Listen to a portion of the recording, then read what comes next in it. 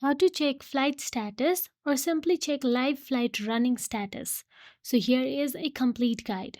First of all you have to do is open Google, then in search address bar type down the flight tracker and hit enter. You will get to see the list of flight tracker option available. Let me just tap on the first one. Now here scroll down and you will get to see track now option available. Now all you have to do is tap on the track now and navigate to the other page. Now you can see there are millions of planes available in the track now option available.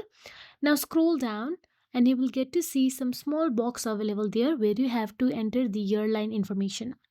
Now type down the name of your airline and the number and hit enter and search for it.